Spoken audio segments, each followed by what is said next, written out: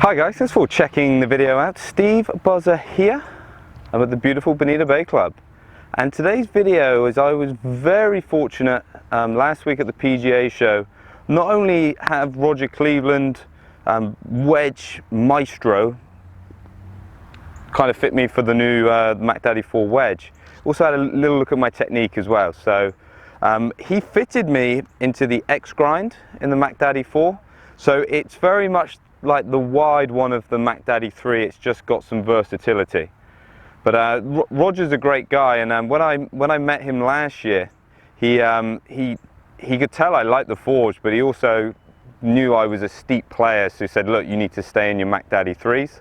So having a look at this grind, it kind of gives me the best of both worlds. But he was also looking, and I've had a lot of questions about being steep in the backswing. And in a full swing, I really don't feel like it's a problem because it lets you drop the shaft down. But with my wedge play, I've actually almost been trying to get away from that a bit to try and remove some of the steepness. Roger actually suggested to me maybe close my stance a little bit so I can kind of almost feel that more of that drawy feeling, but actually feel like I drop the club down.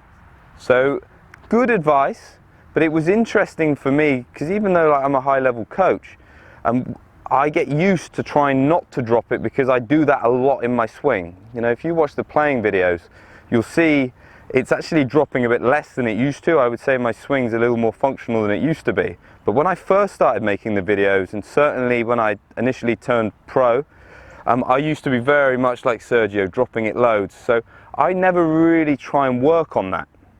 So it was interesting with the wedge play, is I need to be shallower. So he was kind of saying, well, feel where this bounce is trying to go in. Don't feel like you're going in steep with the leading edge. Feel like you can drop and get this bounce interacting with the ground. So his advice, very simple, but I thought the thing that I learned was just because you do something a lot in your full swing, if you need a bit of that component in a different area, that's what you need to work on. And sometimes that doesn't come logically to you because you see doing something too much as a problem, whereas actually it can help my wedge play.